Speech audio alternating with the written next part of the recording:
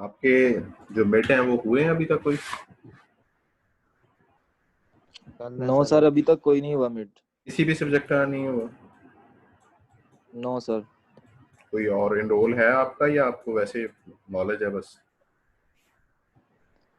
Sir कल है। कल है? मैं खुद एक सब्जेक्ट में एनरोल हूँ। Okay okay. यस सर, कल डी का। डी का, ओके। हमारा जो मिड है ना ये नेक्स्ट वीक होगा, ठीक है? मंडे को रख लेते हैं। Okay sir. जितने भी स्टूडेंट आप सबको बता दीजिएगा। सर जी जी। सर मंडे को काइंडली डिले नहीं कर सकते? उसकी वजह? सर मंडे को टेस्ट था मेरा रेंजर्स का ना, सब इंस्पेक्टर में अप्लाई किया हुआ था, टेस्ट था देने जाना, फिजिकल टेस्ट है। चलिए ट्यूसडे कर लें फिर। यस सर, ट्यूसडे कर लें बेशक। ठीक है ना? मंडे तक जो कोर्स हो गया, जितना हो गया वहां तक आपका वो हो जाएगा, ठीक है? जितना भी कोर्स होगा।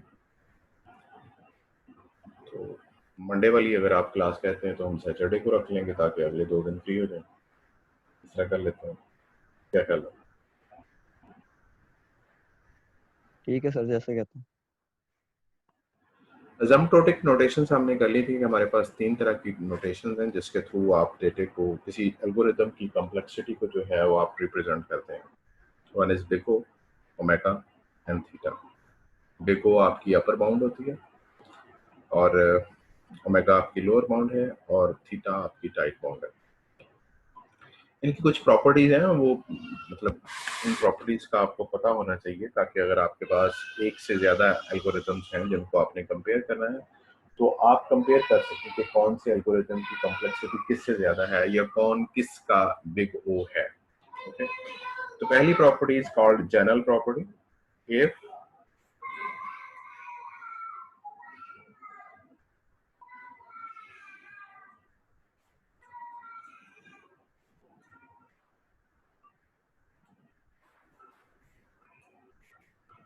अगर दो फंक्शन हैं और एफ ऑफ एन जो है वो जी ऑफ एन का जो है वो बिग O है, तो then A cross f of n will also be big O of g of n। ये किसी भी कांस्टेंट से अगर आप मल्टीप्लाई कर दें तो उसकी जो ये नोटेशंस है इसके ऊपर कोई फर्क नहीं पड़ता। फॉर एग्जांपल अगर आपके पास f of n जो है वो that is equal to 2n square plus 5 है फॉर एग्जांपल, ठीक है? और ये f of n आपका है और आपकी कॉम्प्लेक्सिटी जो है वो बिग O n स्क्वायर है। तो अगर आप इसको किसी for example 7f of n कर देते हैं, यानी कि आप इसको 7 से भी मल्टीप्लाई कर दें, इस पूरी क्वेश्चंस को इसको 7 से भी मल्टीप्लाई करते हैं तो b आपके पास फिर आपके पास जो है वो 14n स्क्वायर आ जाएगा प्लस 35 आ जाएगा। तो ये भी आपका big O of n square ही रहेगा, यानी कि कांस्टेंट के साथ कभी भी इसकी जो नोटेशंस है वो चेंज नहीं होती। ये एक प्रॉपर्टी है। अदर इज रिफ्लेक्सिव प्रॉपर्टी कि हर फंक्शन अपना ही बिग O होता है।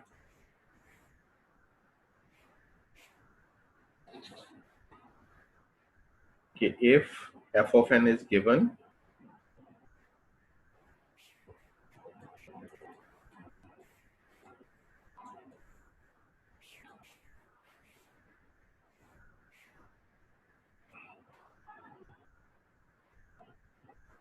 f of n and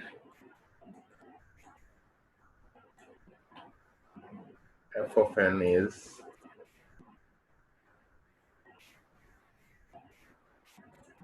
big O of f of n, कि अगर कोई फंक्शन अपने ही का बिग O of n है, कि हर फंक्शन यही है कि if f of n is given and then this means that f of n is big O of n। कि हर फंक्शन अगर फॉर एग्जांपल एक f of n फंक्शन है और that is equal to n square कि ये n square के बराबर है, तो ये इसको आप big O of n square लिख सकते हैं, क्योंकि ये कभी भी इससे ऊपर नहीं जा सकता, ये हमेशा से आपकी अपर बाउंड ही रही, कि ये हमेशा से रिफ्लेक्सिव होता है अपने ही बिग ओ नोटेशन अगर किसी जगह पे दिया हुआ है। Third one is transitive property है।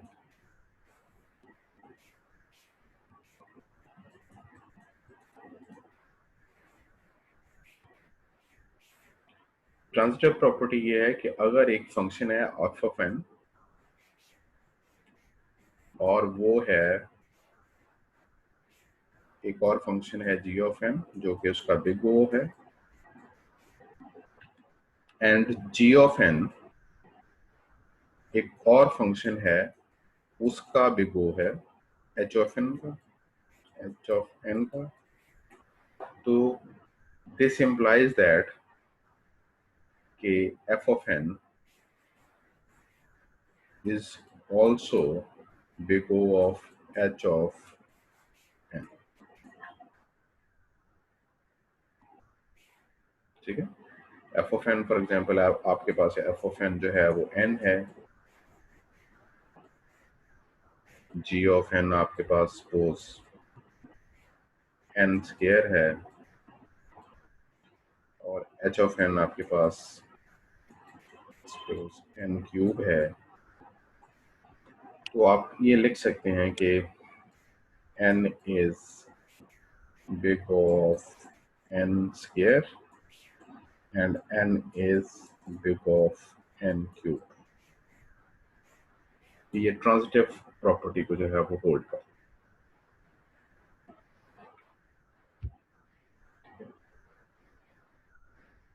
Next property is symmetric.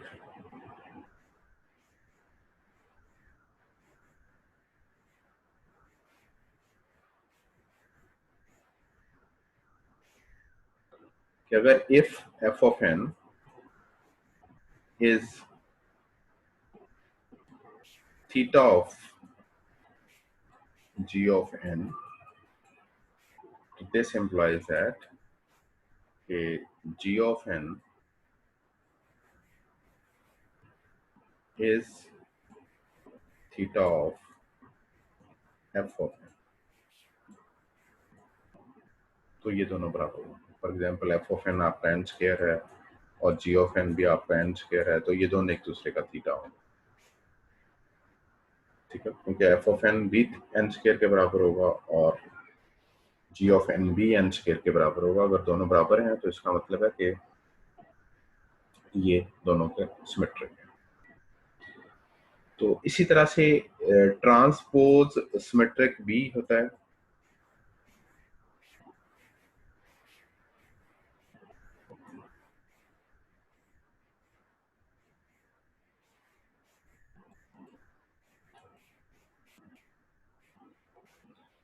कि अगर आपका f of n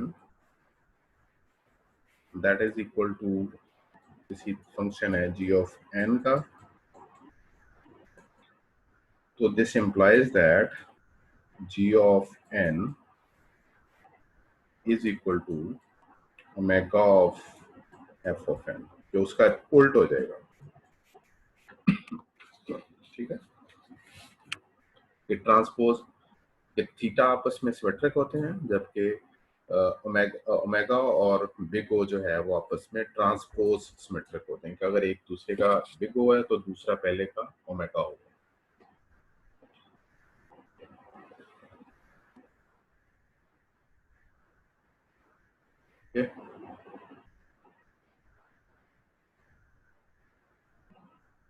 इसी तरह से अगर एक फंक्शन जो है इसको आप प्रॉपर्टी कहेंगे या क्या कहेंगे, कि अगर एक फंक्शन है f of n that is equal to big O of g of n और एक और फंक्शन है for example d of n that is big O of e of n, तो दिस एम्प्लॉयज दैट कि अगर हम इन दोनों को आपस में मल्टीप्लाई कर दें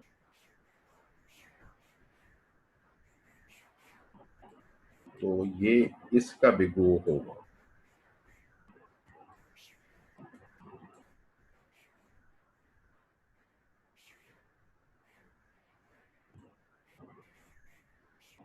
ठीक है, तो यहां तक क्लियर है?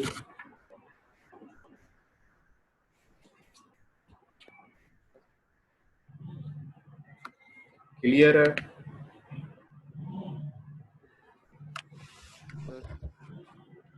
मुझे ऐसे लगता है जैसे आपने ज्वाइन किया है और फिर आप छोड़ के चले गए और अपना अपना काम कर रहे हैं और मैं अकेला बोलता जा रहा हूँ और मुझे रिकॉर्डिंग पे लगाया हुआ। ओके, तो ये कुछ प्रॉपर्टीज थी जो कि एसिम्प्टोटिक नोटेशंस की थी। इसके बाद हम थोड़ा सा देख लेते हैं कि जब भी आप दो फंक्शंस को आप आपस में कंपेयर करते हैं तो आपको कंपेयर करने का तरीका मालूम होना चाहिए कि कैसे है।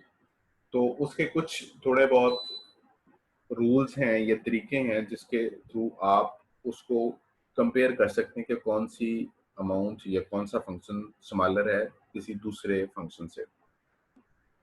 क्योंकि अगर आपको पता होगा कि ये दो फंक्शन आपस में इक्वल हैं, कौन सा फंक्शन किससे कम है या कौन सा किस पोलिनोमियल डिग्री का है और कौन सा किस पोलिनोमियल डिग्री का है, तो फिर आप बेहतर डिसाइड कर सकते हैं कि कौन सा फंक्शन एसिम्प्टोटिकली किसी दूसरे फंक्शन के साथ कैसा रिलेशनशिप रखता है। तो उसका एक सिंपल तो तरीका ये है कि आप कैलकुलेशन कर लें। फॉर एग्जांपल आपके पास n है, एक और फंक्शन है n स्क्वायर है और एक और फंक्शन है n क्यूब है। तो फॉर एग्जांपल आपके पास n इज इक्वल टू 2 आता है, तो आप कह देते हैं n है, इसको कैलकुलेट करेंगे तो आप कह देंगे ये 4 है, आप इसको करेंगे 2 रेज़ की पावर 3 इज इक्वल टू 8। आपके पास कोई भी अमाउंट आती है तो आप उसको कैलकुलेट कर सकते हैं। तो कैलकुलेशन करने के बाद तो आप कैलकुलेशंस में हमेशा जब भी आपके पास कोई फंक्शन दिया होता है तो फंक्शन के साथ where n is greater than n naught वो दिया होता है। तो वहां से आप बड़े आराम से आप ये भी पता कर सकते हैं कि अच्छा n की वैल्यू रखनी क्या है, कि किससे बड़ी रखनी है। नॉर्मली वहां पे दिया होता है, या आपके पास ये होता है कि आप कोई भी वेरी लार्ज n ले लें, अगर उसके ऊपर आपकी ट्रुथ आती है कोई भी चीज तो आप वहां से कैलकुलेट कर सकते हैं। तो इससे बड़े आराम से ये चीज पता चल रही है कि अच्छा n is less than n square and n square is less than n cube. तो आप कैलकुलेशंस के थ्रू ये फंक्शंस आपको पता चल जाएगा कि ये फंक्शन इससे कम है। लेकिन सम टाइम आपके जो फंक्शंस होते हैं वो बहुत कॉम्प्लेक्स होते हैं और आपको आइडिया नहीं होता उनको देख के कि अच्छा कौन सा किससे स्मॉलर है। तो उसका जो बेस्ट वे है वो ये है कि आप उसको लॉगरिथम के थ्रू जो है वो उसको सॉल्व करें। फॉर एग्जांपल अगर आपके पास दो फंक्शंस हैं, एक n स्क्वायर है और एक n क्यूब है, तो आप इन दोनों का लॉग ले लें। तो इसका अगर लॉग लेंगे तो ये आपके पास 2 log n हो जाएगा और इसका लॉग लेंगे तो ये 3 log n हो जाएगा। तो अब आपको बड़े आराम से ये बात पता है कि 2 log n is less than 3 log n। ठीक है, तो अजम्प्टोटिकली भी आप इसको बड़े आराम से कर सकते हैं कि कौन सी रकम किससे छोटी है और कौन सी बड़ी है। तो जो रकम छोटी होगी वो दूसरे से बिग ओ रिलेशन रखती होगी। ये इसका बिग ओ है। अजम्प्टोटिक नोटेशंस लॉगरिथम लेने के बाद। ठीक है, लॉग को सॉल्व करने के कुछ फार्मूलाज हैं जो कि इसके अंदर यूज होते हैं। For example one of them is log. अगर आपके पास दो फंक्शन लॉग ए बी आपके पास हैं तो आप उनको सम करके लिख सकते हैं कि log of A plus log of B. इसी तरह अगर आपके पास लॉग किसी जगह पे ए बाई बी आता है तो आप उसको लिख सकते हैं कि log of A minus log of B. इसी तरह से अगर लॉग की बेस है ए है और आपके पास बी है तो आप इसको लिख सकते हैं बी इधर लिख के लॉग ऑफ ए, आप इस तरह से लिख सकते हैं। सॉरी ये मैं गलत लिख के थोड़ा सा, ये लॉग आपने लिखना है, लॉग बेस नहीं है ये, लॉग ए रेज की पावर बी, तो ये बी लॉग ए के बराबर। इसी तरह से अगर कोई एक वैल्यू है ए और उसका एक फंक्शन है लॉग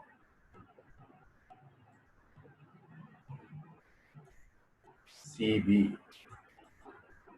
तो ये इसके बराबर होता है। अब बी पावर को ऊपर से उतार लें, लॉग सी ए, आप इस तरह भी इसको लिख सकते हैं। इसी तरह से अगर आपके पास ये कोई एक्सपोनेंट है, सॉरी ए रेज की पावर बी है, तो आप इसको लिख, ए रेज की power B is equal to N है, तो आप इसको लिख सकते हैं B is equal to log A.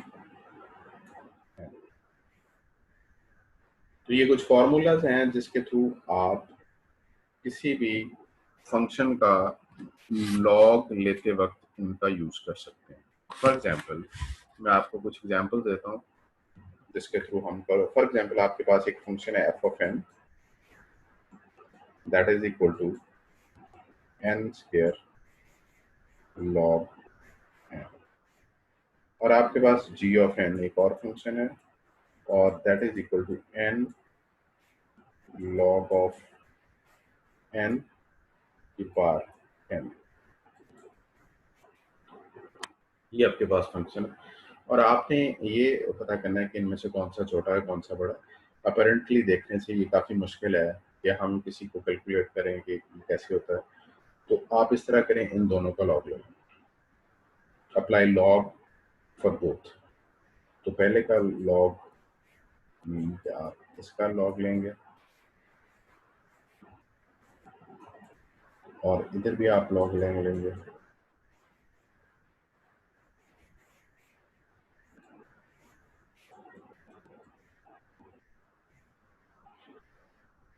Okay, अगर दो चीज़ें आपस में मल्टीप्लाई खाती हों तो आप उनको सम के थ्रू लिख सकते हैं। मैं इसको लिख सकता हूँ कि log N square plus log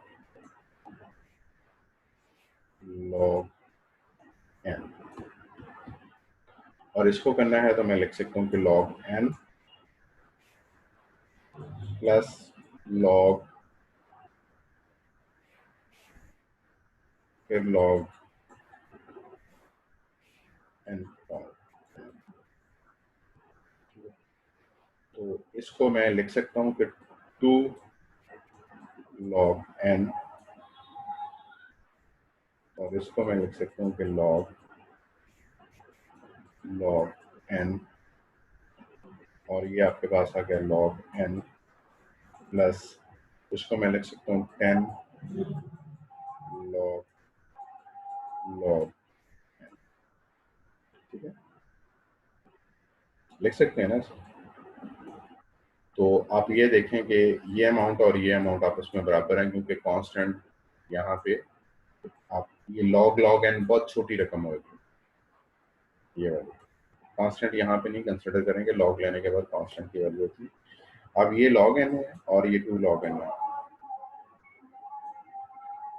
तो अब आप देख लें कि इनका फिर रिलेशनशिप क्या बन रहा है। ये अमाउंट कैपिटल है, उसे ग्रेटर है देन दिस वन, तो नॉर्मली इसको इसी तरह से लिखा गया रहेगा कि जी ऑफ एन का जो दैट इज इक्वल टू ये इसकी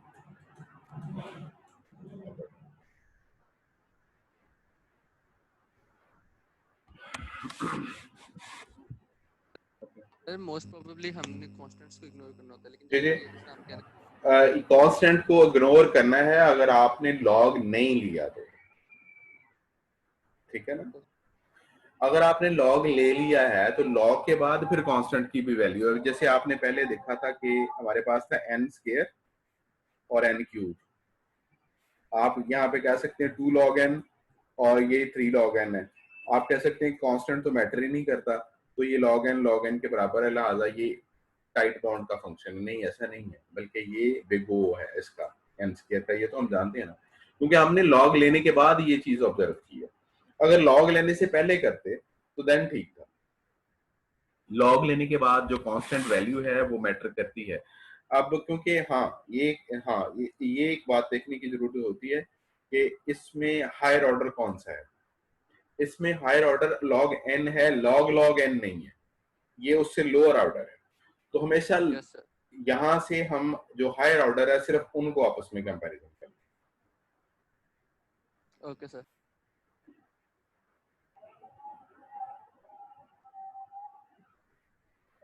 फॉर्मूले में लिखा रहना देता हूँ, क्योंकि फॉर्मूले याद रखना एक काम है।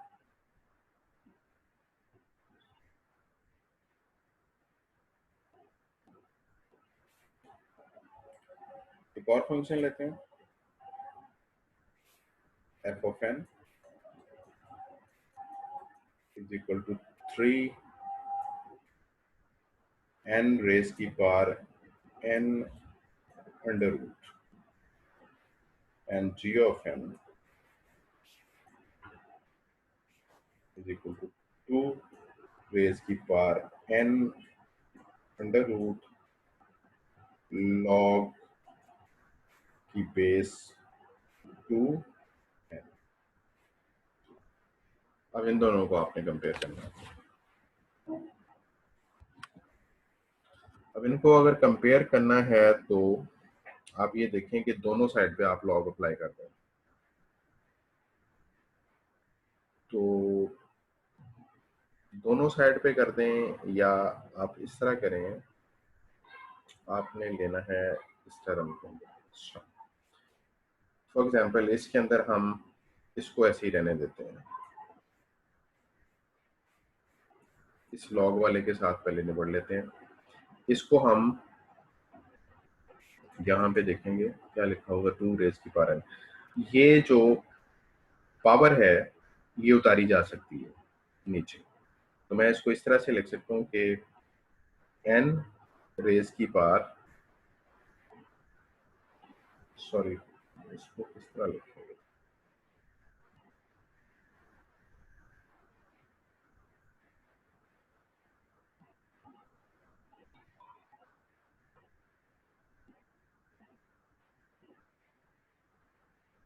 क्या इसको इस तरह भी लिखा जा सकता है, 2 रेज की पावर log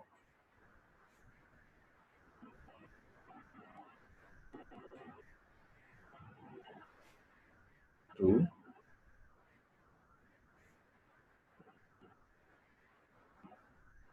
into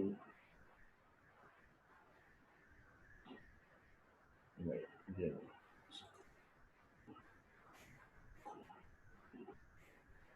इसको इस तरह से लिखा जा सकता है, 2 log 2 n रेज की पावर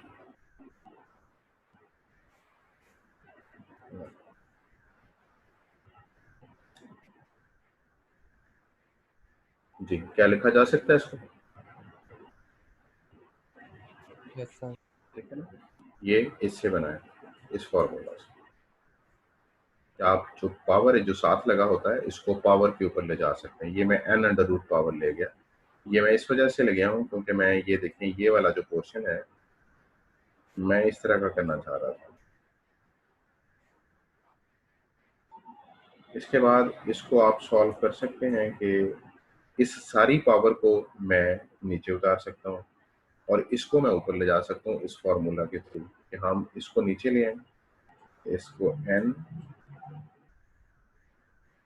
ये हो जाएगा और इसकी पावर जो है वो log 2 रहेगी, log 2, और ये 2 जो है वो यहाँ आ जाएगा कि इसको ऊपर ले जाएं और उसको नीचे ले आएं, ऐसा मुमकिन है, ऐसा किया जा सकता है जिस तरह ये इस फॉर्मूला में किया है। इसको हम उधर ले गए थे और इसको नीचे ले आए। log 2 बेस 2 हमेशा 1 के बराबर होगा, तो ये आपके पास आ गया 3n इंटू n, और ये आपके पास आ गया n, अब ये मुझे बताएं कि इन दोनों का आपस में रिलेशन क्या है।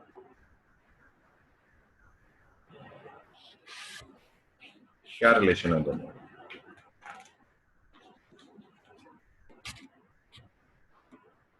ये क्वेश्चन मैंने देने हैं इस तरह के, इन दोनों में क्या रिलेशन है, एफ ऑफ एन और जी ऑफ एन का आपस में क्या रिलेशन है?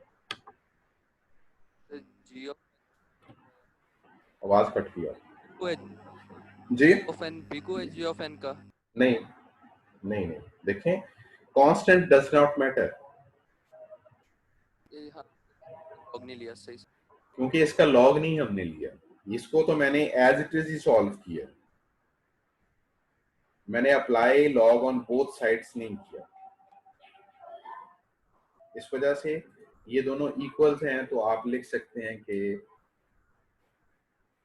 एफ ऑफ एन, अगर आप ये भी लिखेंगे ना तो चल जाएगा, अगर आप ये भी लिखें वही रिफ्लेक्सिव फंक्शन जो था कि ये इसका ये भी होता है, लेकिन ज्यादा एग्जैक्ट ये है।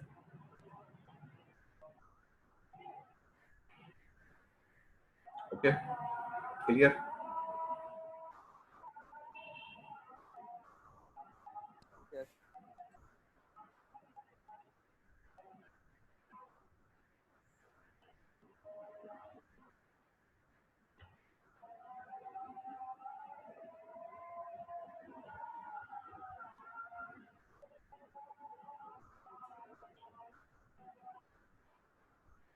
चलें इसको मेरे साथ सॉल्व कराएंगे। F of N is equal to N log of N, और जी ऑफ एन 2 रेज़ की पावर एन अंडर।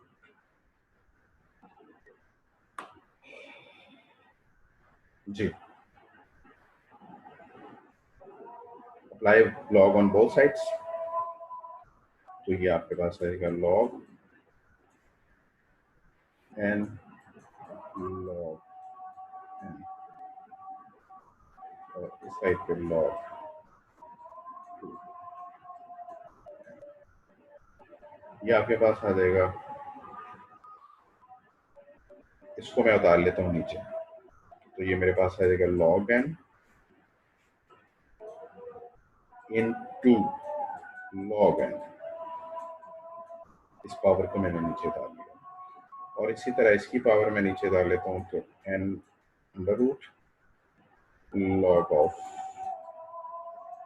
ये बेस 2 था सपोज, तो ये 2 ऊपर आ गया, तो ये आपके पास कितना आ जाएगा? 1 1 आ जाएगा। तो अंडर रूट 1, ये एक सेकंड, इसको बस यही करना है ना, मेरा ख्याल ठीक है ये, तो ये एन अंडर रूट आ जाएगा। ओके, इस तरह ही है। Yes sir. ओके, तो ये अंडर रूट, या इसको आप ये कह लें एन रेज की पावर 1/2, और ये आपके पास आ जाएगा लॉग स्क्वायर एन, जिसको आप लिख सकते हैं 2 लॉग ऑफ एन।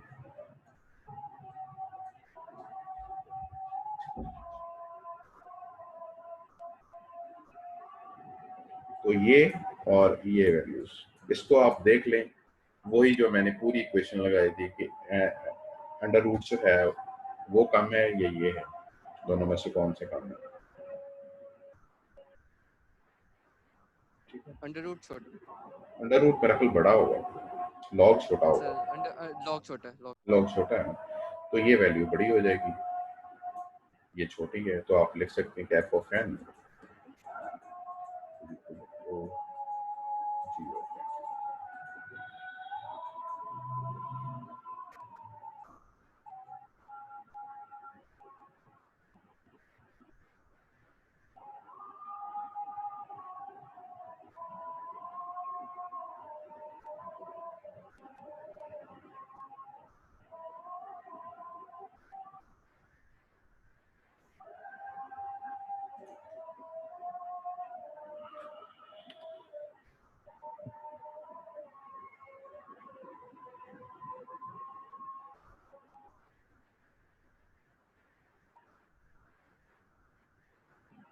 चलें, एफ ऑफ एन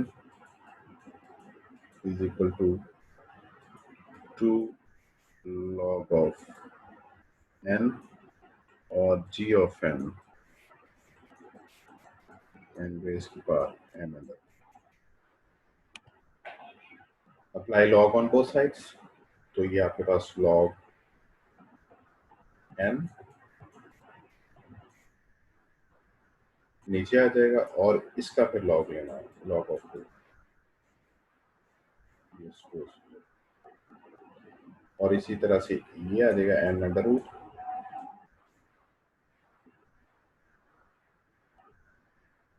और ये लॉग ऑफ लॉग ऑफ ये आपके पास आ गया लॉग ऑफ एन और ये आपके पास आ गया N under root log of N.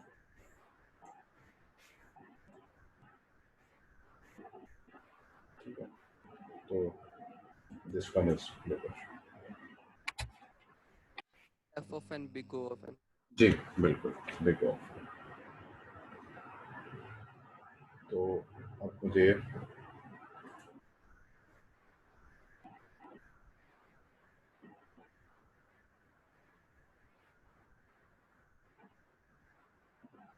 इसका बताएं क्या होगा। F of N equal to 2 raise की पावर एन और G of N is equal to 2 raise की पावर 2n। जी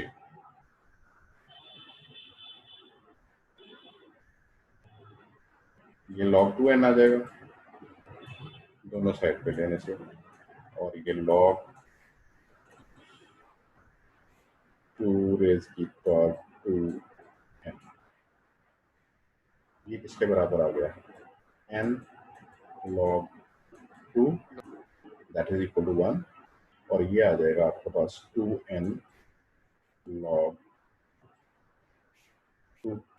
इसको इस तरह लिख लें, इसको भी इस तरह लिख लें, ये 1 हो गया, ये भी 1 हो गया, ये आपके पास n है और ये 2n है, तो दिस वन इज बिगर, तो ये उसका बिग ऑफ है।